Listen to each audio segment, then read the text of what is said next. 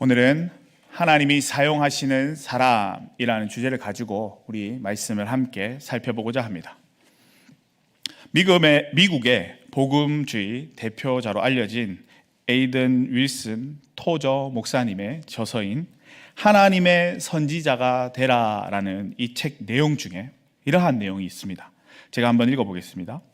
하나님의 일을 위해 자신의 재능이 사용되면 좋겠다고 자청해서 나서는 사람이 우리 주위에는 너무나도 많다. 그러나 하나님은 그런 사람들을 좋아하지 않으신다. 우리의 재능이 그분의 일하심에서 중심이 되는 것을 그분은 용납하지 않으신다. 우리의 재능은 그분이 우리에게 주신 것이지만 그분이 일하시기 위해 사용하는 도구에 불과하다. 재능 자체가 목적이 아니다. 모든 선지자는 서로 달랐다. 심지어 엘리야와 엘리사도 몇 가지 점에서는 비슷하였지만 전혀 다른 사람이었고 하나님의 목적에 따라 서로 다르게 사용되어졌다. 그러면서도 모든 선지자에게 나타나는 두 가지 공통점이 있다. 비록 그들이 매우 다양한 배경을 가졌고 여러 면에서는 달랐지만 선지자 사역에 있어서 꽤 의미심장한 두 가지가 있다. 그들은 그들의 시대에 선포되어지는 음성의 역할을 했는데 그들을 하나로 묶어주는 것은 그 음성의 근원이었다.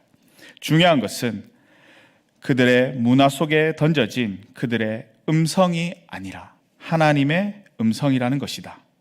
결국 선지자의 일을 감당하기 위해서는 하나님께 완전 굴복한 사람을 통해 나오는 하나님의 음성이 중요했다라는 이러한 내용이 있습니다. 하나님의 음성이 중요하지만 이 음성에 모두가 온전하게 반응하지는 않습니다. 성경에 등장하고 있는 대표적인 인물들 역시 하나님 음성에 즉각적으로 반응하지 못하는 경우가 많은데요. 즉각적으로 반응하지 못하는 이유는 이 음성이 자신의 문제를 해결해 주실 것이다 라는 그러한 확신을 가지지 못하기 때문에 즉각적으로 반응하지 못하는 것입니다. 비록 즉각적으로 그들이 반응하지 못했다 할지라도 하나님의 음성을 외면하지는 않는데요. 결국에는 그들이 하나님의 음성을 따라 주어진 삶을 살아가게 됩니다. 이러한 모습은 오늘날을 살아가는 많은 그리스도인들에게 큰 귀감과 또 도전을 주곤 합니다. 무엇으로 하여금 귀감과 도전을 주게 되는 것일까요? 그들이 하나님의 음성에 즉각적으로 순종하며 나아가지 못했다 할지라도 하나님께서 끝까지 사용하셨다라는 것을 알고 있기에 기감과 용기를 주고 있습니다. 그래서 많은 그리스도인들이 이와 같은 삶을 살아가기 위해서 힘써 노력하며 그 삶을 살아가는데요. 하지만 이것이 생각보다 쉽지는 않습니다. 생각보다 쉽지 않기 때문에 이러한 생각을 하게 되는데요. 나는 왜 그런 삶을 살지 못할까? 나는 왜 안 될까? 나는 왜 다를까라는 생각을 하게 됩니다. 지금 당장 나의 삶이 그렇게 살아가지 못한다 할지라도 잊지 말아야 할 것이 있습니다. 성경에 등장하고 있는 대표적인 인물 모두가 하나님의 음성에 즉각적으로 반응할 만큼 완벽한 삶을 살지 못했다라는 것입니다. 오히려 수많은 시련과 역경을 겪으면서 자신에게 임한 하나님의 음성이 무엇인지를 깨닫고 난 후에야 비로소 순종하며 나아갔던 인물들이 대부분이었습니다. 오늘 본문에 소개되어지고 있는 기드온 역시 동일한데요. 기드온을 향한 하나님의 음성이 있었음에도 그는 즉각적으로 반응하는 모습을 보여주고 있지 않습니다. 이러한 모습은 기드온이 우리와 동일한 사람이었다라는 것을 보여주고 있는 것이기도 한데요.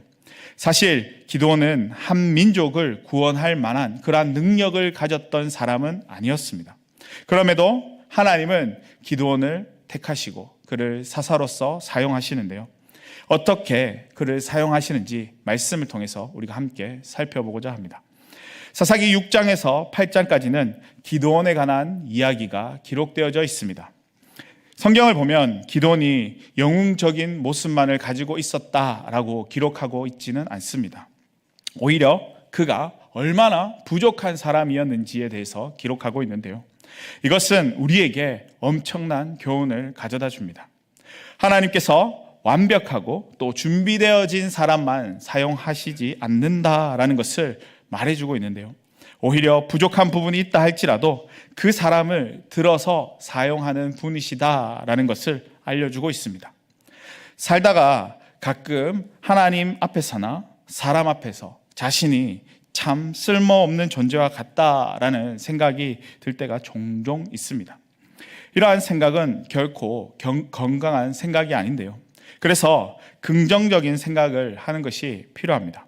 긍정적인 생각을 통해 나에게 찾아오는 이 어려움을 이겨낼 수 있게 되고 더 나은 방향으로 그 삶을 살아갈 수 있기 때문에 긍정적인 생각을 하고 그러한 삶을 살아가는 것이 우리에게는 필요합니다.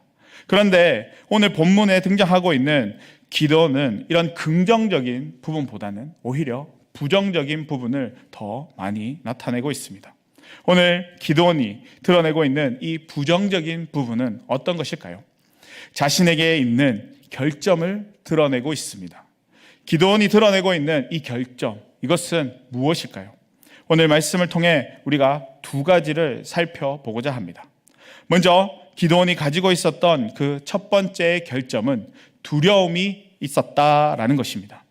11절을 보면 하나님께서 기드온을 부르십니다. 그때 기드온은 무엇을 하고 있었나요? 포도주 틀에서 밀을 타작하고 있었습니다. 보통 밀을 까는 작업을 할 때는 넓은 들판에서 타작용 마차나 황소의 발굽을 이용하여 타작을 했습니다. 그 이유는 바람에 껍질을 날려 보내기 위함이었습니다. 그런데 기드온은 넓은 들판에서 타작을 하고 있지 않습니다. 기드온이 타작하고 있는 곳이 어디였나요? 포도주를 만드는 틀에서 그가 타작을 하고 있었습니다. 기드온이 넓은 들이 아닌 포도주를 짜는 그 틀에서 타작을 하고 있는 이유가 무엇일까요? 11절 후반부를 보면 미디안 사람에게 알리지 아니하려 하여라고 말씀하고 있습니다. 이 말은 기드온이 미디안 사람이 쳐들어올 것을 두려워해 들이 아니라 포도주 틀에서 타작을 하고 있었다라는 것을 말해주고 있습니다. 당시 포도주 틀은 밀폐된 공간에 있었습니다. 그럴 수밖에 없는 것이 포도주를 만들 때 먼지가 들어가면 안 되었기에 밀폐된 공간에 있었던 것입니다. 그리고 거기서 작업을 해야지만 좋은 결과물을 얻을 수 있었습니다. 그런 밀폐된 공간을 지금 기드온이 사용하고 있습니다. 이 모든 것이 미디안 사람에게 곡식을 빼앗기지 않기 위한 행동이었습니다. 그 당시 미디안 사람들이 한번 쳐들어오면 마치 메뚜기 떼가 모든 곡식을 하나도 남김없이 쓸어버리고 간 것처럼 그들의 곡식을 다 빼앗아 갔습니다. 이것을 너무나도 잘 알고 있었기에 기드온은 자신의 밀을 숨겨둘 그 공간이 필요했습니다. 그래서 포도주 틀을 이용해 밀을 타작했던 것입니다. 언제 쳐들어올지 모르는 미디안 군대를 두려워하며 숨어서 타작을 했던 사람, 그 사람이 바로 기드온이었습니다.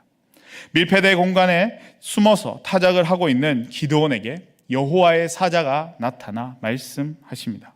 12절을 보면 큰 용사여 여호와께서 너와 함께 계시도다라고 말씀하고 있습니다.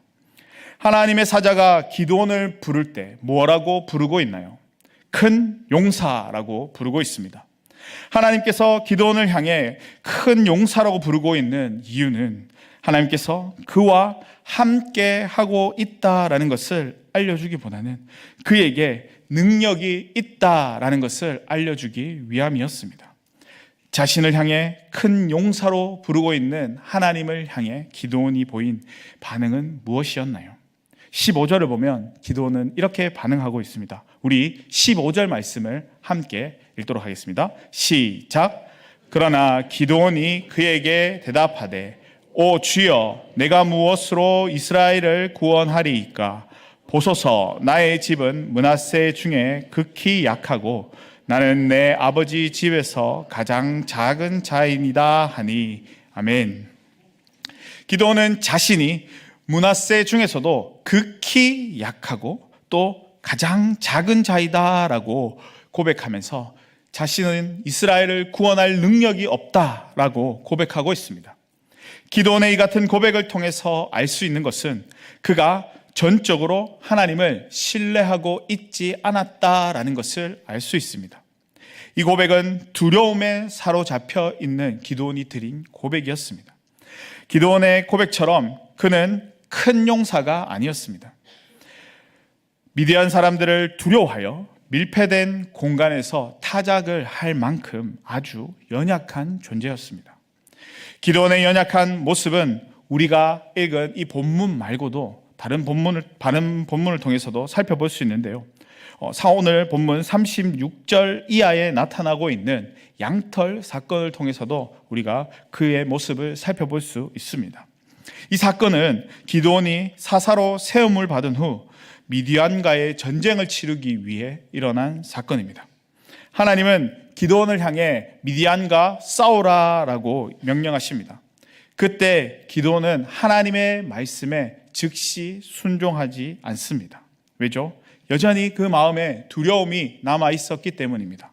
그래서 이 두려움을 확인하기 위해 하나님 앞에 한 표징을 구하는데요. 그 표징이 무엇이었나요? 타작마당에 양털을 한 뭉치 둘 테니 아침이 되면 이 털뭉치만 젓고 그 주변은 마르게 해달라고 하나님 앞에 요청을 하게 됩니다. 하나님께서 기드온의 요청을 따라 털뭉치만 젓고 주변은 마르게 합니다. 그러나 기드온은 그것으로 확신하지 않고 다시 한 번 더 하나님 앞에 요청을 하게 되는데요. 이번에는 반대로 요청하고 있습니다. 젖은 털뭉치만 마르게 하고 주변의 땅을 젖게 해달라라고 요청하고 있습니다. 기드온이 이렇게 요청하고 있는 이유가 무엇일까요? 그 마음에 두려움이 있었기 때문에 이 같은 요청을 한 것입니다. 분명 하나님께서 그와 함께 하고 있다라고 그에게 말씀하셨습니다. 그럼에도 기드온은 안심할 수가 없었습니다. 그래서 하나님을 향해 이런 표징을 구한 것입니다. 이러한 행동은 자신과 함께 동행하시는 하나님의 능력을 믿고 의지하고 신뢰하고 있는 것이 아니라 오히려 자신이 마주한 이 상황만 바라보고 두려워 떨었기 때문에 나타난 행동이었습니다. 더 나아가서 그가 얼마나 두려움을 많이 가지고 있었는지를 알 수 있습니다. 두려움을 가득 찬 기드온의 이러한 모습을 보면서 어떠한 생각이 드시나요? 아마도 답답해 보일 수 있을 것입니다. 그런데 반대로 이 상황이 기드온에게 주어진 상황이 아니라 나에게 주어진 상황이라면 어떨까요? 아마 대부분 기드온과 같은 반응을 보일 겁니다. 분명 하나님의 말씀이었음에도 망설이는 모습을 보였을 것입니다. 이런 모습은 신앙생활을 하는 사람이라면 누구나 한 번쯤 경험해 보았을 겁니다. 기드온과 같은 표징을 구해 보신 적이 있을 겁니다. 그럼에도 우리가 기억해야 할 것이 있는데요. 두려움에 사로잡혀 있는 기드온을 하나님께서 사용하셨다라는 것입니다. 하나님은 왜 기드온을 이렇게 사용하려 하셨을까요? 하나님의 놀라운 섭리가 담겨져 있습니다. 두려움에 사로잡혀 떨고 있는 사람이라 할지라도 하나님께서 사용할 수 있다라는 그 사실을 알려주기 위해 기드온을 사용하신 것입니다. 이런 일은 기드온에게만 적용되어지는 것이 아닙니다. 하나님의 택함을 받은 백성인 우리에게도 동일하게 적용되어집니다. 하나님은 우리가 얼마나 연약한 존재인지 누구보다도 잘 알고 계십니다. 그런 우리를 당신의 자녀로 부르시고 또 사명을 맡기시고 감당할 수 있게 하셨습니다. 우리가 감당하면서 나아가기는 하지만 하나님의 은혜가 아니고서는 우리에게 맡겨진 이 사명들을 우리가 온전히 다 감당하지는 못합니다. 어떠한 사람이 냉동창고에 청소하기 위해서 그 안에 들어갔습니다. 그런데 그만 문이 닫혀버리고 말았습니다. 그 사람은 살기 위해 문을 두드리면서 살려주세요라고 소리를 쳤지만 아무도 도와주지 않았습니다. 그래서 이 사람은 자신이 꼼짝없이 얼어 죽게 될 것을 생각하면서 두려움에 사로잡히게 되었습니다. 문이 열리지 않고 하루가 지난 다음 날이 되었습니다. 냉동창고에 갇힌 이 사람은 어떻게 되었을까요? 안타깝게도 그 사람은 죽은 채로 발견되었습니다. 그런데 여기서 놀라운 사실이 한 가지가 있습니다. 갇혀 있었던 이 사람의 죽음의 이유가 무엇인지 혹시 예측하시겠죠? 얼어 죽었다. 네.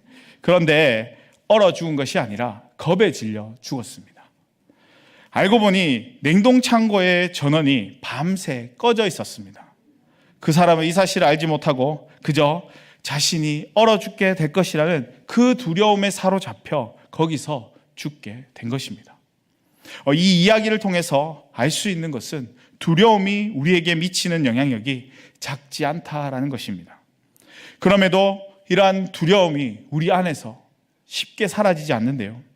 우리가 무언가를 새롭게 시작하려 하거나 또 문제가 생겼을 때, 여러 다른 상황들이 우리 가운데 찾아올 때 마치 기다렸다는 듯이 두려움이 우리에게 나타나게 되고 또 우리를 위축하고 아무것도 할 수 없도록 만들어버립니다.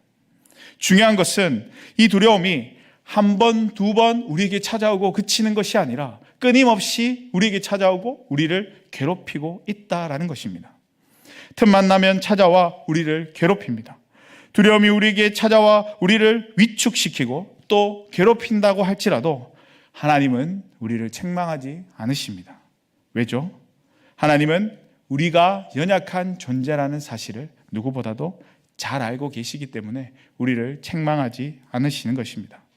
그래서 하나님은 우리가 이 두려움에 사로잡혀 우리의 삶을 살아간다 한다 할지라도 전혀 개의치 않으시는데요. 오히려 그 두려움에 사로잡혀 있는 우리를 부르시고 우리를 사용하십니다. 이렇게 부르시고 사용하시는 것은 우리를 두려움에서 건져내기 위한 한 방법입니다. 하나님은 이런 방법을 통해 우리를 사용하시고 당신이 누구이신지를 알려주십니다. 우리가 어떤 두려움에 사로잡혀 살아간다 할지라도 우리를 외면하지 않으시고 되려 우리를 들어서 사용하는 분이 바로 우리 하나님이십니다. 이런 하나님의 부르심에 순종할 때 두려움을 이겨낼 수 있게 된다라는 그 사실을 꼭 기억하시고 믿음으로 반응하며 나아가는 우리 서영교회 성도님들의 삶이 될 수 있기를 축복합니다. 두 번째로 기드온에게 나타나고 있는 이 결점은요, 바로 나약함입니다. 이 나약함은 미디안과의 전쟁을 하려고 할 때에 나타나는데요.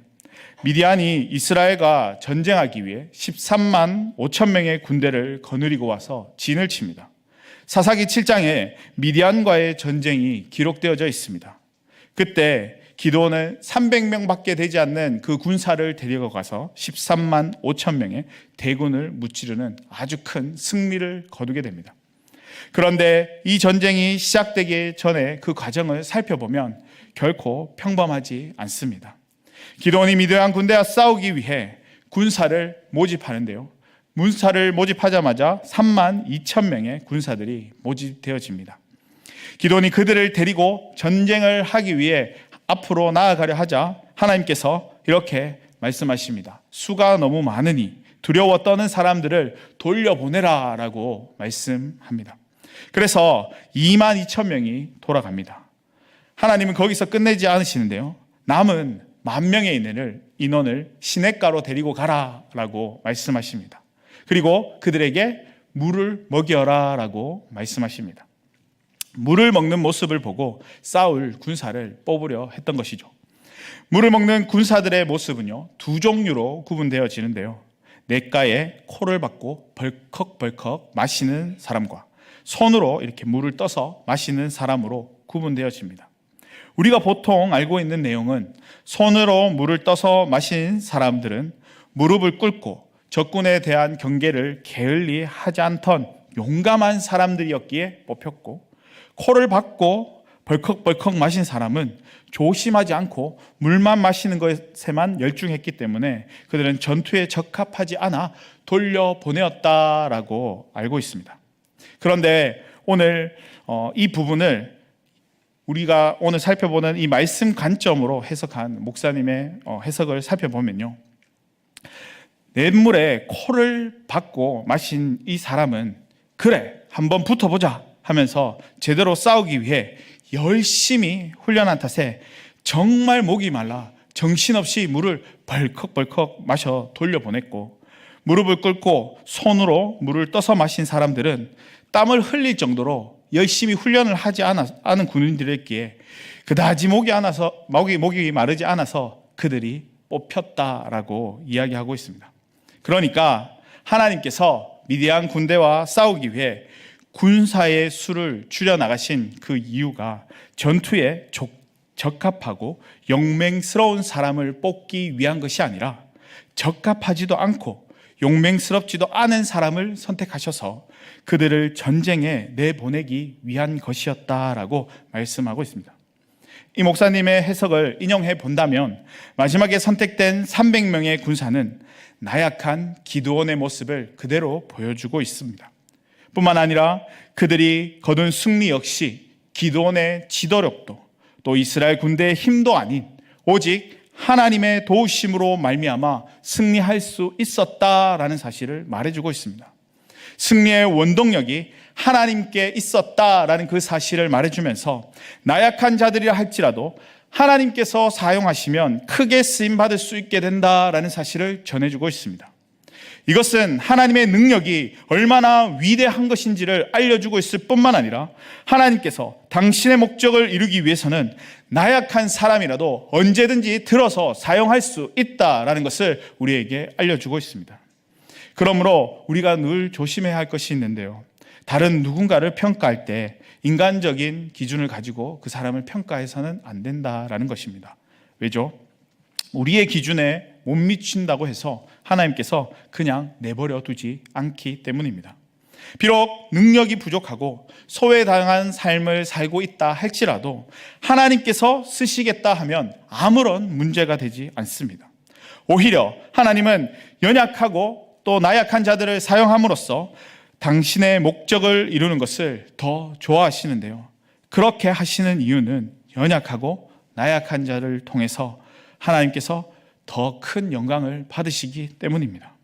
오늘 기드온의 모습을 보면서 지도자로서 가져야 할 좋은 조건은 나타나고 있지는 않습니다. 오히려 그의 결점이 더 많이 드러나고 있습니다. 이렇게 부족한 리더의 모습을 가지고 있다 할지라도 하나님께서는 그 사람을 들어 사용하십니다. 그리고 당신의 크신 능력을 나타내 보이심으로 그들을 향한 은혜를 베풀어 주십니다. 하나님께서 기드온을 사용함으로 말미암아 기드온 시대에 이스라엘이 40년 동안 평온할 수 있는 복을 누릴 수가 있었습니다. 대부분의 사람들이 완벽한 삶을 살아가기 위해서 끊임없이 노력하며 살아가지만 이 세상 어디에도 하나님이 쓰시기에 완벽한 조건을 가진 사람은 없습니다. 왜죠? 모든 사람이 하나님의 은혜로 살아가는 존재이기 때문에 완벽할 수가 없는 것입니다. 우리 역시 완벽한 존재가 아닙니다. 그렇지만 하나님께서 완벽하지 않는 저와 여러분을 가장 좋아하십니다. 그 이유는 우리를 사용하심으로 당신의 영광을 드러낼 수 있기 때문에 가장 좋아하시는 것입니다. 이제 우리가 가지고 있는 이 결점으로 스트레스를 받는 것이 아니라 오히려 하나님 앞에 내가 쓰임받을 수 있게 되었음을 감사하며 나아갈 수 있기를 바랍니다. 하나님은 기드온에게 있는 두려움과 나약함으로 인한 결점이 있었음에도 불구하고 그를 부르시고 사용하심으로 큰 은혜를 쏟아 주셨습니다. 우리가 이러한 사실을 깨닫게 된다면 나 같은 사람도 하나님 손에 들려 사용되어질 수 있겠구나 하는 자신감이 생길 수 있게 될 것입니다. 또한 이 진리를 확인해 주는 말씀이 있는데요, 이 말씀을 우리 한번 찾아봤으면 좋겠습니다. 고린도전서 1장 말씀입니다. 신약성경 264면에 있는데요, 고린도전서 1장 26절에서 29절까지의 말씀입니다. 고린도전서 1장 26절에서 29절까지의 말씀을 우리 다 함께 한 목소리로 합독하도록 하겠습니다. 시작. 형제들아, 너희를 부르심을 보라. 육체를 따라 지혜로운 자가 많지 아니하며 능한 자가 많지 아니하며 문벌 좋은 자가 많지 아니하도다. 그러나 하나님께서 세상에 미련한 것들을 택하사 지혜 있는 자들을 부끄럽게 하려 하시고 세상에 약한 것들을 택하사 강한 것들을 부끄럽게 하려 하시며 하나님께서 세상에 천한 것들과 멸시받는 것들과 없는 것들을 택하사 있는 것들을 패하려 하시나니 이는 아무 육체도 하나님 앞에서 자랑하지 못하게 하려 하심이라. 아멘. 바울이 고린도전서 1장에서 말씀하고 있듯이 우리 인생은 하나님 앞에 자랑할 것이 아무것도 없습니다. 오히려 우리에게 결점이 있다라는 이 사실을 깨닫고 기꺼이 인정할 수 있어야 합니다. 우리가 이러한 사실을 인정함으로 나아갈 때에 하나님께서 기도원을 부르신 것처럼 우리를 큰 용사로 부르시고 또 사용하실 것입니다.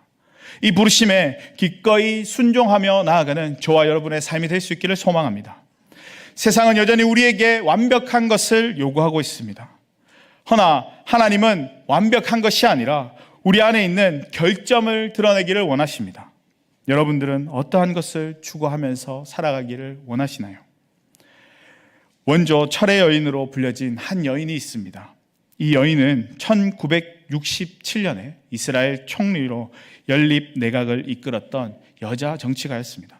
그녀는 중동 평화를 위해 무진 애를 쓰며 누구보다도 열심히 노력을 했습니다. 그리고 국민들이 잘 살 수 있도록 최선을 다한 삶을 살았습니다. 이 여인의 이름은 골다 메이어였습니다. 사람들은 그녀가 죽은 후에야 그녀가 12년 동안 백혈병을 앓고 있었다라는 사실을 알게 되었습니다. 때때로 골다 메이어 총리는 자기의 약점에 대해서 이렇게 말을 했다고 합니다. 저는 제 얼굴이 못생긴 것을 참으로 다행스럽게 생각합니다.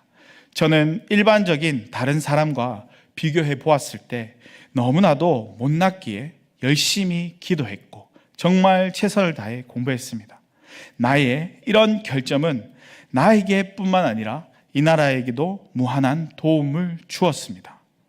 우리의 약점과 실망은 곧 하나님의 부르심입니다 라는 고백을 하였습니다. 골다 메이어의 이러한 고백처럼 하나님은 완벽한 사람을 부르시는 것이 아니라 결점이 있는 사람을 부르시고 그 사람을 들어 사용하십니다. 나의 결점이 하나님의 능력이 되어진다라는 그 사실을 기억하시고 세상이 요구하는 완벽을 추구하면서 우리에게 주어진 그 삶을 살아가는 것이 아니라 나에게 가지고 있는 이 결점을 하나님 앞에 기쁘게 드리며 나아갈 수 있는 성도님들의 삶이 될 수 있기를 소망합니다. 우리의 결점으로 인해 하나님의 영광이 드러날 수 있게 될 뿐만 아니라 우리의 결점이 하나님이 사용하심으로 말미암아 다시금 강점으로 변화되어진다라는 그 사실을 믿고 하나님 앞에 나의 모든 결점을 내어놓고 아낌없이 주님 앞에 순종하며 나아갈 수 있는 우리 서영교회 성도님들의 삶이 될 수 있기를 주님의 이름으로 간절히 축원합니다.